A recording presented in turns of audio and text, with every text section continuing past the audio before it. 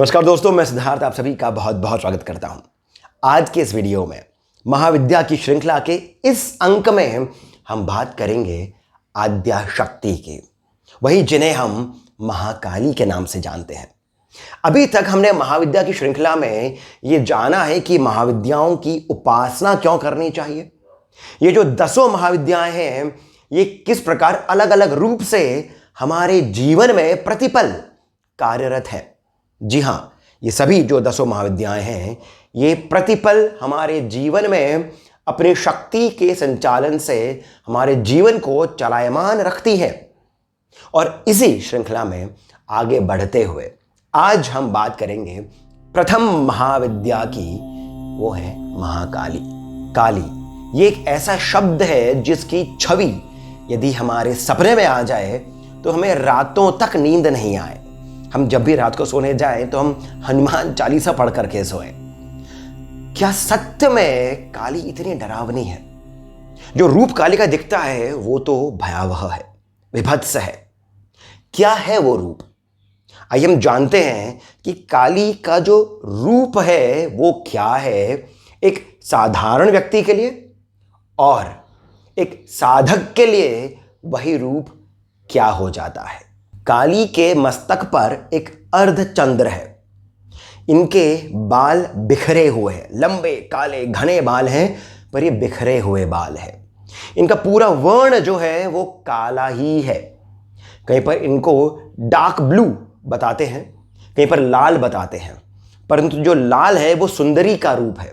सुंदरी कौन है, हम इसके बारे में भी बात करेंगे, परंतु ये काले वर्ण की है।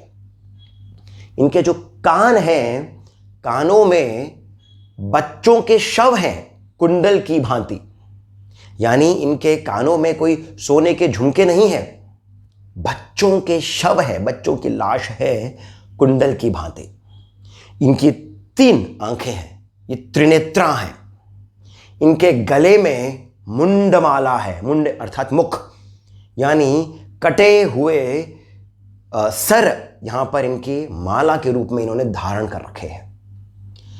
इनकी ऊपर के शरीर पे, ऊपर के भाग पे कोई वस्त्र नहीं है, ये नग्न है। इनके स्तन उभरे हुए हैं, उन्नत हैं। ये अत्यंत सुंदर है, ये भयावह दिखने में नहीं है। अर्थात इनके जो रूप जो है ये बहुत ही सुंदर है, परंतु इनका मुख सदैव हंसी की मुद्रा में है। और चूंकि हंस रही हैं, इनके दांत दिख रहे हैं, सफेद दांत हैं, जिनमें से 2 दांत आगे के थोड़े से लंबे हैं, नुकीले हैं। इनकी जीवा लपलपा रही है, लाल रंग की जीवा है। इन्होंने नीचे भी कुछ धारण नहीं कर रखा है, अर्थात काली ऊपर से लेकर नीचे तक नग्न है, परंतु इन्होंने गुप्तांग में एक करधनी पहनी हुई है, अर्थात कमर के क्षेत्र में गुप्तांग को ढकते हुए। इनका अर्थ ढकना नहीं है, परंतु गुप्तांग को ढके हुए एक करधनी है हाथों की, अर्थात कटे हुए हाथों को लटका करके वहां पर बांधा गया है। इनके पांव जो हैं उनमें से एक पांव शिव रूपी शव या फिर शव रूपी शिव उनके हृदय क्षेत्र पे रखा हुआ है। इनके 4 हाथ हैं, कई जगहों पर 6 और 8 भी आते हैं, परंतु जो इनका मूल रूप है उसमें 4 हाथ हैं। बाएं हाथ जो हैं दोनों, उनमें ऊपर के बाएं हाथ में इन्होंने एक खड़ग धारण कर रखी है। वहीं पर नीचे के बाएं हाथ में किसी एक व्यक्ति का बालों से पकड़ा हुआ सिर है। दाएं हाथ में ऊपर की ओर अभय मुद्रा है और नीचे की ओर वरद मुद्रा है। ये भयावह विभत्स रूप है काली का। ये यहां तक ही समाप्त नहीं होता है, ये महाघोरा है। महाघोरा अर्थात ये केवल इस पोज में जीवा निकालते हुए केवल खड़ी नहीं है, ये महाघोरा अर्थात ये बहुत ही प्रचंड ध्वनि निकाल रही है। ये चिल्ला रही हैं, चीख रही हैं। ये रूप है काली का। ये रूप क्यों है? क्या सोच करके ऋषियों ने, साधुओं ने इस प्रकार का रूप दिया है काली को? यह जानना बहुत आवश्यक है। तो आइए ऊपर से लेकर नीचे तक, शशि अर्थात चंद्रमा से लेकर के जो शिव रूपी शव और शव रूपी शिव है, वहां तक के काली के तत्व को समझते हैं और सत्य मानिए काली को समझ जाएंगे आप जब, तब आपको काली से भय नहीं लगेगा। आप काली के भक्त बन जाएंगे, मेरा पूर्ण विश्वास है। सबसे पहले हमें यह समझना होगा कि काली जो है उनका कोई रूप नहीं है, वो निराकार है, निर्गुणा है। परंतु ऐसे निर्गुणा और निराकार की उपासना नहीं करी जा सकती है। इसी कारण उन्हें कोई ना कोई तो प्रारूप देना पड़ेगा। परंतु बात यही आती है कि काली है कौन? हम काली को विद्युत मान सकते हैं, यानी बिजली, इलेक्ट्रिसिटी। अब इलेक्ट्रिसिटी का रूप क्या है? हम इलेक्ट्रिसिटी को केवल जान सकते हैं उसके कार्य के माध्यम से।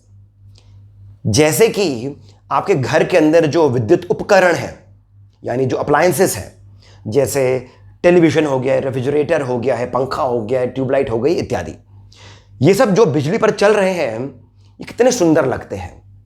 पंखे आते हैं सुंदर से, ट्यूबलाइट्स आती है सुंदर सी, बल्ब आते हैं सुंदर से। ये काली नहीं है, परंतु ये काली की शक्ति से चल रहे हैं। तो काली को इस रूप में नहीं दिखा सकते हैं। ये बाकी के 10 महाविद्याओं में आ जाएंगी, ये त्रिपुरा सुंदरी में आ जाएंगी, ये कमला में आ जाएंगी, ये मातंगी में आ जाएंगी, परंतु ये काली नहीं है। काली को यदि हमें बहुत ही भौतिक रूप में समझना हो तो हम काली को मान सकते हैं वो जो पावर हाउस होता है ना, जहां से बिजली जनरेट होती है, वो काली का रूप हो सकता है। अर्थात यदि कोई वो व्यक्ति जिसे बिजली के बारे में अधिक पता नहीं है, वो यदि उस पावर हाउस में चले जाए तो उसे किस प्रकार से सब कुछ बहुत ही भयावह दिखेगा। पता नहीं वो किस वायर को छू दे और उसे क्या झटका लग जाए। काली का जो रूप है वो उसी तरीके से दिया हुआ है। अर्थात काली जो है उन्हें हम सुंदरी के रूप में नहीं दिखा सकते, क्योंकि उनका वर्ण तो काला है। काला वर्ण क्यों है? इसका तत्व क्या है? सभी वर्ण जो हैं, सभी रंग जो हैं जिससे हमें ये पूरा दृश्य जगत दिखता है, ये सभी जब समाहित हो जाते हैं तब ये सभी काला वर्ण धारण कर लेते हैं। अर्थात काली जो है वो पूरे विश्व को अपने अंदर समाये हुए हैं, परंतु काली जो है वो पूरे विश्व को अपने से बाहर प्रकट भी करती हैं और फिर पूरे विश्व में समा भी जाती हैं। इसी कारण काली जो है वे विश्व के, इस संपूर्ण जगत के, ब्रह्मांड के कण कण में जो शक्ति व्याप्त है वही काली है। और जब आपको ये रूप दिखाना होगा तो आपको शक्ति को उस कण से बाहर निकाल देना होगा। जब वो शक्ति कण से बाहर आ जाएगी तो जो कण है वो तो शव बन जाएगा। चलिए अब हम समझते हैं, इसी बात को थोड़ा सा ध्यान में रखते हुए अब हम बात करते हैं शशि से लेकर के शिव तक की। शशि जो है उसके कारण काली को कहा गया है शशि शेखरा, यानी उनके मस्तक पर अर्धचंद्र मुकुट की भांति है। तंत्र में काली को जो अमावस्या तक का जो समय होता है, जो 15 दिन होते हैं चंद्रमा के अलग अलग अवस्थाओं के, वैसे ही काली के अलग अलग नाम दिए गए हैं। और फिर बाद में जब अमावस्या आ जाती है तब से लेकर जो पूर्णिमा के 15 दिन हैं, वहाँ पर जो अलग अलग जो दिन आते हैं, जो चंद्रमा की कलाएँ आती हैं, वो सब कलाएँ षोडशी की हो जाती हैं। ये बहुत ही गूढ़ रहस्य है। अर्थात काली जो है वो अमावस्या तक जाती हैं। इनमें काली के अलग अलग नाम आ जाते हैं। यहीं पर ही काली को उग्र कहा जाता है, काली को कुला कहा जाता है, काली को कपालिनी कहा जाता है। और इसी कारण काली के जो अलग अलग रूप हैं ये दिखाने के लिए चंद्रमा उनके मुकुट पर लगाया गया है। चंद्रमा जो है वहाँ से अमृत का पान करती हैं देवी, और यही अमृत वे अपने भक्तों को देती है। इसी कारण इनके मुकुट को चंद्रमा के रूप में दिखाया गया है। काली त्रिनेत्रा है। त्रिनेत्रा का अर्थ हो गया है कि ये सूर्य, अग्नि और चंद्रमा, इन तीनों की अधिष्ठात्री हैं।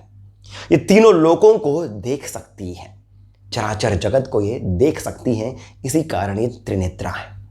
यहां तक तो बात बहुत सिंपल तरीके से समझ में आ गई होगी हमें, परंतु अब बात करते हैं इनके खुले बालों की। इन्हें मुक्तकेशी कहा गया है। मुक्तकेशी, इसका अर्थ क्या हुआ?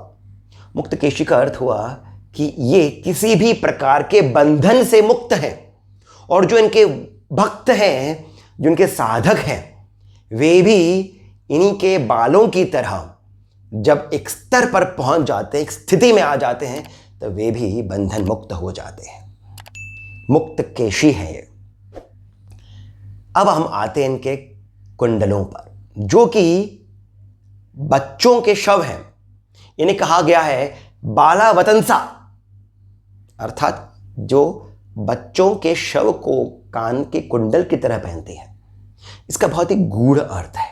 अलग अलग तांत्रिक ग्रंथों में जो इसका सार रूप बताया गया है वो ये है कि जो भक्त हैं वे निर्मल शव रूप जब हो जाते हैं, निर्मल, तब वे एक बालक की भांति होते हैं, और उनकी जो करुणा, उनकी जो पुकार है वो देवी अवश्य सुनती हैं।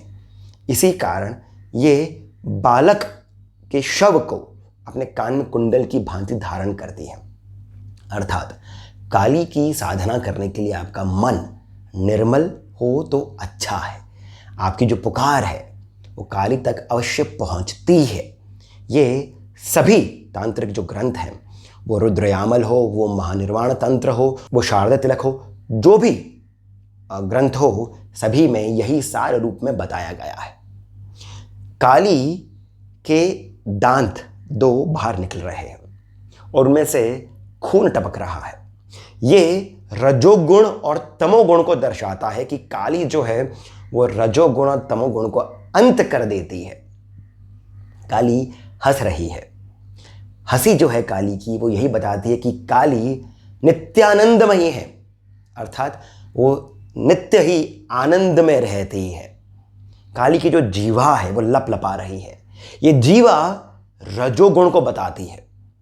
इसके कुछ और भी भावार्थ आते हैं। काली रजोगुण को दर्शा रही है, और ये जो रजोगुण है ये इन्होंने अपने सफेद दांतों से, रजोगुण है इसलिए वो लाल रंग का है, और जो सफेद दांत हैं वो सत्वगुणी हैं।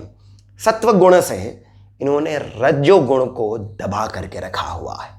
ये एक तत्व का भाव है। इसमें एक और तत्व जो आ जाता है, जो देवी भागवत और दुर्गा सप्तशती में भी आता है, कि काली जो है वो रक्त बीज का रक्त पी रही है। इसका जो अर्थ है वो ये आता है कि आपके जितने भी अवगुण हैं उन्हें काली ग्रहण कर रही है, पी रही है, ताकि आपको पुनः जीवन नहीं लेना पड़े, ताकि आपको पुनः जन्म नहीं लेना पड़े। सभी कुछ काली ग्रहण कर रही है, वो अच्छा हो वो बुरा हो, सब कुछ आपका दिया हुआ जो भी है वो काली ग्रहण कर रही है। इसी कारण काली की जीभ जो है वो लपलपा रही है और वो बाहर की ओर है। इसमें कथा भी आती है कि काली जो है, क्योंकि उन्होंने शिव पर पांव रख दिया था तो इस कारण वे लज्जित हो गई और जीवा बाहर आ गई। ये इसके पीछे का कोई तथ्य नहीं है। अब हम आते हैं काली की जो मुंडमाला है। इसमें 50 मुंड है। जी हाँ, 50 मुंड हैं। ये 50 मुंड जो हैं ये वर्ण है, जो स्वर और व्यंजन को मिलाकर के वर्ण आते हैं वो 50 हैं। अर्थात ये सभी बीज रूप में काली जो है वो सृष्टि का निर्माण करने की शक्ति रखती हैं। एक एक वर्ण जो है वो अ हो, वो क हो, वो ख हो, वो ह हो, स हो, एक एक वर्ण एक एक बीज है जिससे स्पंदन होता है, और इसी स्पंदन से ब्रह्मांड के अलग अलग रूपों को काली रचने की क्षमता रखती है, और इसे वे अपने गले में धारण करती है। ये तत्व है। आप जब इसे ब्रह्मांड के रूप में जब आप देखेंगे तो आपको समझ में आएगा कि हमारे ऋषियों ने कितना सटीक चित्रण किया है महाकाली का। काली का जो बायां हाथ है ऊपर की ओर, उसमें खड़ग है। ये आपको धर्म के मार्ग पर चलने के लिए प्रेरित करता है, भय मुक्त करता है। जो इनका नीचे का बायां हाथ है उसमें इन्होंने बालों से एक नरमुंड को पकड़ा हुआ है। ये नरमुंड जो है ये आपका अहंकार है। अहंकार एक बहुत ही व्यापक शब्द है। इसमें अहम आता है। अहम का अर्थ हो गया संपूर्ण ब्रह्मांड का जो रचयिता है, अर्थात ये अ से लेकर के ह तक का जो वर्ण आता है, अ आ इ उ से लेकर के क ख ग घ, ये ह तक जो आता है उसका जो रचयिता है वो अहंकार रूपी होता है। परंतु जो शिव का भक्त है, अब ध्यान रखिए, काली ने बाएं हाथ में खड़ग और ये मस्तक पकड़ा है। बायां अर्थात लेफ्ट, अर्थात वाम। यूं तो जो स्त्री होती है वो वामांगी होती है, वो वाम यानी लेफ्ट हैंड में रहती है, परंतु यहां पर शिव जो है वो वामदेव हैं। वामदेव हैं और जो भक्त शिव के हैं उनकी रक्षा भी करती हैं और उनके अहंकार को ये नष्ट भी करती हैं। यही काली का रूप है। इनका जो दायां हाथ है, राइट हैंड है, उसमें ऊपर की ओर इनका आता है अभय मुद्रा, नीचे की ओर आती है। ये अभय जो है ये आपको धर्म के मार्ग पर आगे बढ़ने के लिए है। यहाँ से आप अभय रहें, यहाँ से आपके शत्रुओं का नाश होता रहे। और नीचे का जो राइट हैंड है उसमें ये वरद मुद्रा में है, यानी आपको ये अर्थ, धर्म, काम, मोक्ष ये सभी ये वर के रूप में प्रदान करने की क्षमता रखती हैं। फिर इनके जो कमर है वहाँ पर एक करधनी है हाथों की, नर के हाथों की। ये हाथ क्यों है और ये गुप्तांग के ऊपर क्यों है? गुप्तांग अर्थात योनि। ये जो योनि है यही सृष्टि की जननी है। सृष्टि यहीं से जन्मती है। परंतु चूंकि काली जो है ये प्रलय की स्थिति में रहती है। हमें पहली बात तो ये भी समझ में आनी चाहिए कि सृष्टि का जो प्रथम लेवल है वो क्रिएशन नहीं है, वो प्रलय है। प्रलय डिस्ट्रक्शन नहीं है, प्रलय क्रिएशन से पहले की अवस्था है, जहां पर अहम और इदम अलग होते हैं, जहां पर एटम बर्स्ट होता है जिससे कि यूनिवर्स बनता है। काली वही है और इसी कारण ये योनि का रूप है। और इसी कारण चूंकि यहां पर एक कर अर्थात जो हाथ है वो लगा रखे हैं, कर से हमारे कार्य आते हैं, कर से सृष्टि की उत्पत्ति आती है, सभी प्रकार के ब्रह्मांडीय कार्य आते हैं, वो अभी फिलहाल रुके हुए हैं क्योंकि काली अभी बाहर की ओर है। ध्यान रखिएगा, बाहर की ओर है। इस पर मैं फिर से आता हूं, ये मैं दूसरी बार आपको इस वीडियो में बता रहा हूं। बाहर की ओर है, उस कण के अंदर नहीं है, बाहर की ओर है, क्योंकि हम काली को अभी देख रहे हैं, इनके रूप को देख रहे हैं। फिर काली ने अपना एक पांव रखा हुआ है शव रूपी शिव या फिर शिव रूपी शव के ऊपर। इसका अर्थ क्या हुआ? जब शिव के अंदर शक्ति नहीं है तब वह शव है, और वह शव इसलिए है क्योंकि काली बाहर खड़ी है। यही मैंने आपको अभी थोड़ी देर पहले बताया था। काली का कोई रूप ऐसा आपको दिखाई नहीं दे सकता है क्योंकि काली तो हर कण की शक्ति है। और इसी कारण यदि हमें उस रूप को देखना है तो हमें शक्ति को बाहर निकाल कर ही देखना होगा।